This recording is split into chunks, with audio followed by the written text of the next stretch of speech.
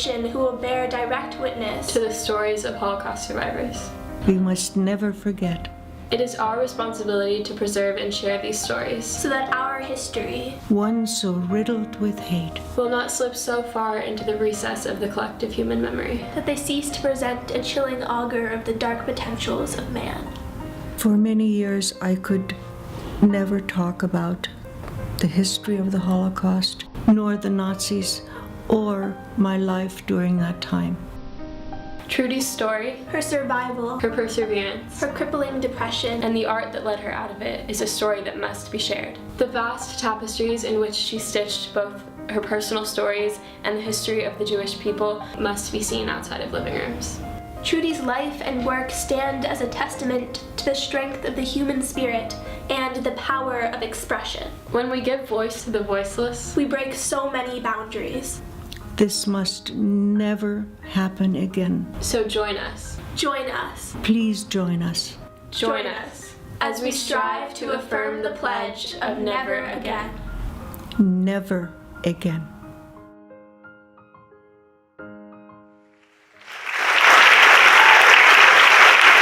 Shalom, y'all. My name is Savin Miller. And I'm Lila Dworsky Hickey, and our project is Trudy Strobel, A Life in Tapestry. On September 1st of this month, the front page of the Los Angeles Times calendar section featured the story of Holocaust survivor Joseph Alexander, titled, "As Holocaust Memories Fade, His Story Grows More Urgent." The article went on to say that forgetting comes with a price. We could not agree more. Hate crimes are rising within our own borders, and at the same time, memories of Nazi atrocities are fading. All this as the last living survivors, now in their 80s and 90s, have such a short time left to share first-hand accounts of how national policies of xenophobia, hate, and intolerance affected them personally. When people talk about 6 million perished Jews, 1.5 million perished children, the magnitude of these statistics can easily wash over us as intangible abstractions. But to hear the story, to moreover experience the story of one human being who survived, one woman whose childhood experiences were so unspeakably horrific, is, we believe, the most visceral way of communicating what we see as the modern moral imperative, a cry for tolerance. Trudy Strobel is a child survivor of the Holocaust who wanted to forget. For many years, she refused to talk about her experiences as a child prisoner of the Nazis, but eventually that silence caught up with her and pushed her into a crippling depression. Stitching coats for the Nazis enabled Trudy's mother to save both of their lives in the camps, and stitching went on to save Trudy again as she began to tell her story in needle and thread. What began as a healing exercise to help her work through the trauma of her past evolved into breathtaking works of tapestry that tell not only her story, but the history of the Jewish people. Strand by strand, bead by bead, Trudy told her stories. Rabbis digging their own graves. The barbed wire that Trudy thought she may never see the other side of. Her papa doll being ripped from her hand by a Nazi soldier, the only tie she had to her father who had already been taken. I was introduced to Trudy Strobel by the Remember Us Holocaust B'nai Mitzvah project when I was preparing for my bat mitzvah, studying issues of dehumanization and genocide. Meeting Trudy, sitting in her living room surrounded by her amazing tapestry work, I knew I was in the presence of a master whose work had never been seen by the public. And I knew then the importance of bringing this work into the world, but at the time I was 13 years old and I didn't really know how to make that happen, so I did what I knew how to do. I wrote a short story about Trudy called Trudy's Goose. The exhibition would have to wait. Trudy's work is a gift to us and to future generations. It is a testament to the power, the healing power of art, and it is a cautionary reminder of the cost of silence. Maya and I shared the dream of bringing Trudy's work to the public in a proper gallery setting where her story could be experienced intimately. Thus, we applied to the Dragon Kim Foundation for a grant to mount the inaugural show of Trudy's work. Thank you, Dragon Kim, for sharing our vision.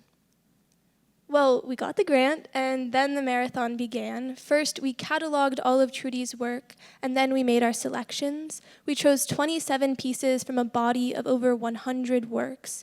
Our choices were both historical and thematic.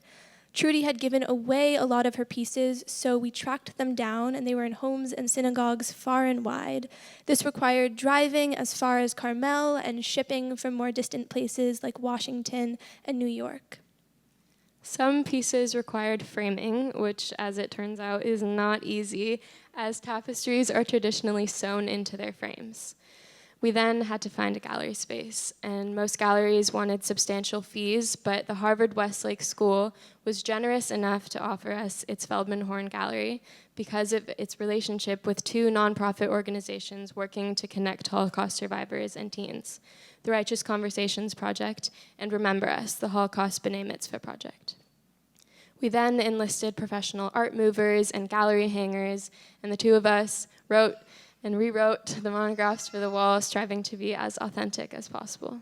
We sent out a press release to over 65 outlets. We designed invitations. We found vendors who heard about our project and then came to share our passion, so we got donations and discounts for which we are eternally grateful.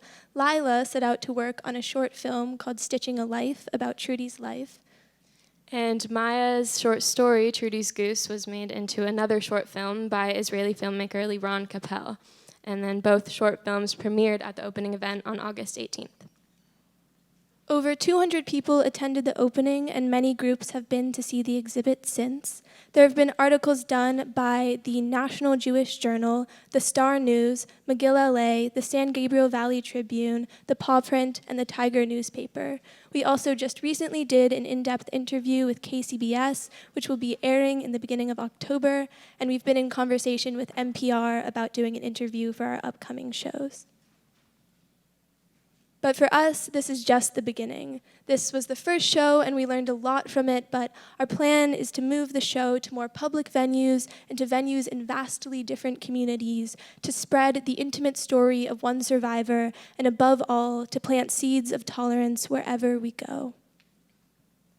For now, the show is scheduled to move to the Armory Art Center, which is a magnificent and very public gallery space in Pasadena. And then just this week, we were invited to bring the show to the Crane Art Gallery in San Marino. And we've been in conversation with numerous other venues around the country about bringing the show there, but moving art as well as the mounting of a show is very expensive, and that's why we could really, really use this additional grant money. We have done and will continue to do most of the work ourselves, but there's unavoidable hard cost in an endeavor that involves frames the size of my mom's Fiat 500e.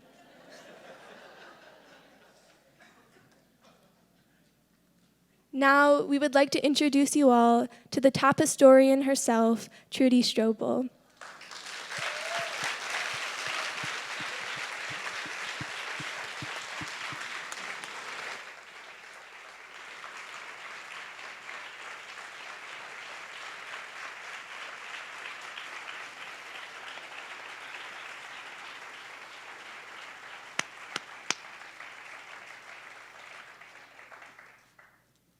We will be forever grateful to the Kims and to everyone at the Dragon Kim Foundation for investing in our vision, for guiding us and coaching us, and for giving us the freedom to stumble along the way.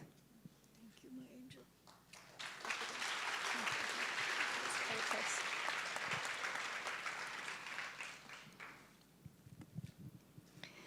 Thank you all, dear friends, for being here and for listening to these two wonderful girls. They're not just wonderful, they're beautiful and precious girls to me. And they have made my life a long dream come true. And you know, my precious Lila here has her birthday today.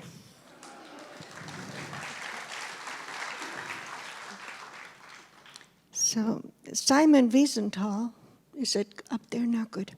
Simon Wiesenthal said, For evil to flourish, it only requires good men or women to do nothing. The United States Holocaust Memorial Museum says it differently. They say, what you do matters. That I believe. Thank you, Dragon Kim, for launching the great generation of doers. These are my doers. Thank you. Thank you.